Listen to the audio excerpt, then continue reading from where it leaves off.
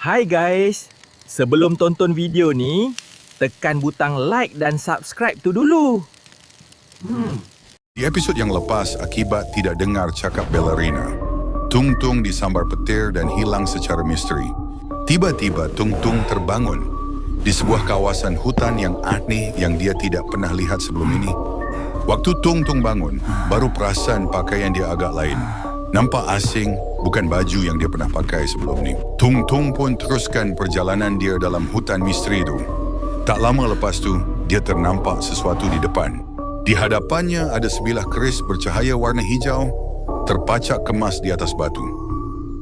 Tung Tung cuba menarik keris itu dengan sepenuh tenaga dan sedaya upaya, sehingga mukanya berkerut. Akhirnya, Tung Tung berjaya cabut keris hijau yang terpacak di batu tersebut. Dengan penuh bangga, dia menghayun keris hijau itu dan dia dapati keris itu sesuai dengannya. Tung Tung pun sambung berjalan di dalam hutan misteri itu. Kemudian perjalanan dia terhenti kerana ternampak sesuatu. Rupa-rupanya ada anomali beruang sedang cuba menerkam anomali yang bersembunyi di atas pokok. Tung Tung bergerak perlahan dari kawasan itu. Tapi Tung Tung terpijak ranting kayu.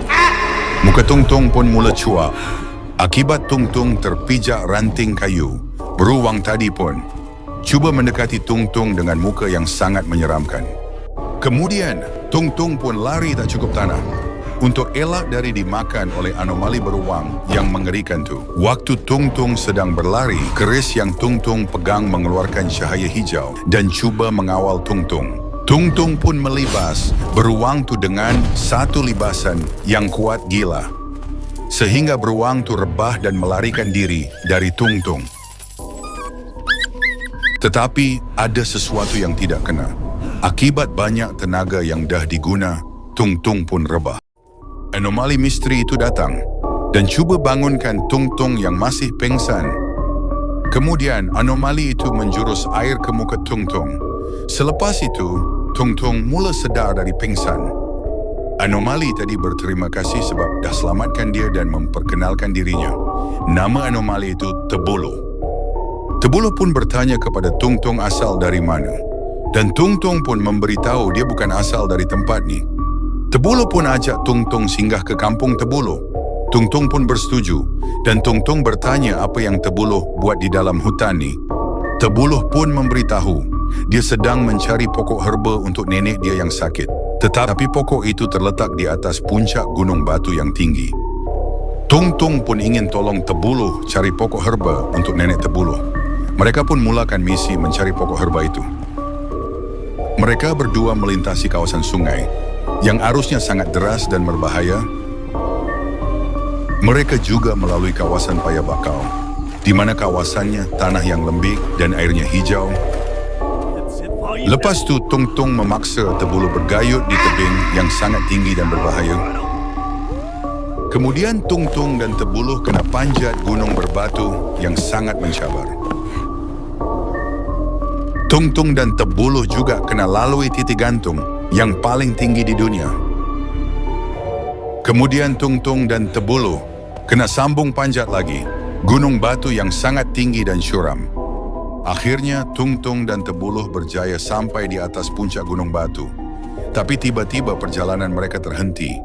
Ternyata di atas gunung batu itu ada istana yang sangat besar dan ada pengawal di depannya. Pengawal tadi ternampak mereka dan dia menjerit, penceroboh, dan terus kejar mereka berdua. Tung Tung dan Tebuluh yang sedar mereka telah diketahui terus segera melarikan diri dari tempat itu. Malangnya, Tung Tung dan Tebuluh gagal melarikan diri dan ditahan oleh dua orang pengawal istana tadi. Tapi Tung Tung tidak berdiam diri. Dia terus berlawan dengan pengawal itu sampai pengawal itu pingsan. Tebuluh juga turut serta berlawan dan dia tumbuk pengawal itu berkali-kali sampailah pengawal itu pingsan. Tung Tung dan Tebuluh pun raihkan kemenangan mereka. Tapi kemenangan itu hanya sementara. Sebab lebih ramai lagi pengawal istana itu datang untuk tangkap Tung Tung dan Tebuluh.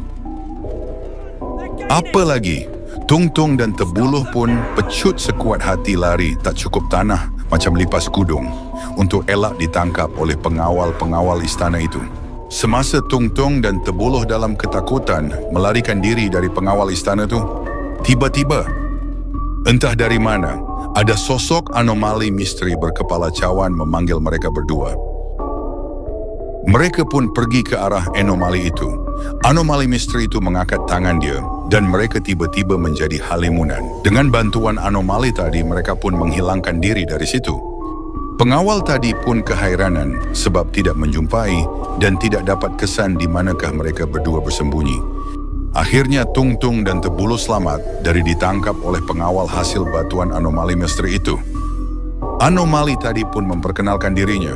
Namanya Rina Cappuccina, seorang ahli sihir level 10. Rina pun tanya kepada mereka berdua, apa yang mereka buat di kawasan larangan ini. Tung Tung pun beritahu mereka sedang cari pokok herba. Kebetulan Rina pun sedang cari pokok herba itu untuk buat potion sihir dia dan tahu cara selamat untuk masuk ke istana tadi. Rina membawa Tebuluh dan Tung Tung ke belakang dinding istana. Sampai di situ, Rina pun gunakan kuasa sihirnya supaya mereka bertiga dapat masuk dengan selamat. Tung Tung dan Tebuluh berjaya masuk ke dalam istana dengan bantuan kuasa sihir dari Rina Cappuccina. Tetapi, mereka perlu berhati-hati kerana masih ada ramai lagi pengawal di dalam istana itu. Semasa mereka berjalan di dalam istana itu, tiba-tiba Tung Tung berhenti berjalan dan dia ternampak sesuatu di depannya. Di depannya, ada sebuah kebun, ada banyak pokok dan daun-daun pada pokok di kebun itu berwarna emas yang sangat cantik.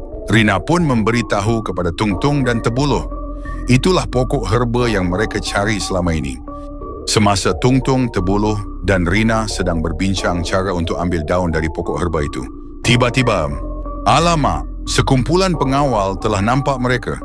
Pengawal tu pun nak tangkap mereka semua, tetapi Tung Tung tidak berdiam diri. Dia pun lawan dengan pengawal itu, sehingga pengawal itu jatuh dan pingsan. Tebuluh juga ikut lawan dengan pengawal yang nak tangkap mereka, dan Tebuluh berjaya jatuhkan dua pengawal yang menyerang dia. Tiba-tiba, datang anomali misteri dan memerintah Tebuluh dan Tung Tung untuk menyerah. Anomali itu memperkenalkan dirinya, aku raja, berberpatapin, pemerintah kerajaan ini, dan kamu berdua adalah penceroboh. Tiba-tiba, Tebuluh ditembak oleh cahaya kuning misteri sehingga dia jatuh ke tanah. Tung Tung pun lari ke Tebuluh dan terkejut. Rupa-rupanya yang telah menembak Tebuluh itu adalah Larina Cappuccina, dan Larina adalah orang suruhan dan juga ahli sihir kepada Raja Berberpatapin. Tung Tung pun rasa geram dan marah kerana telah ditipu oleh Larina Cappuccina yang ingin tolong mereka sebelum ini. Apalagi, Tung Tung pun bertarung dengan Larina Cappuccina dengan sepenuh tenaga yang dia ada. Pertarungan itu sangat sengit dan kedua mereka sangat hebat. Perlawanan itu sangat epik. Sampai Tung Tung dan Larina Cappuccina serentak jatuh, terduduk oleh serangan masing-masing.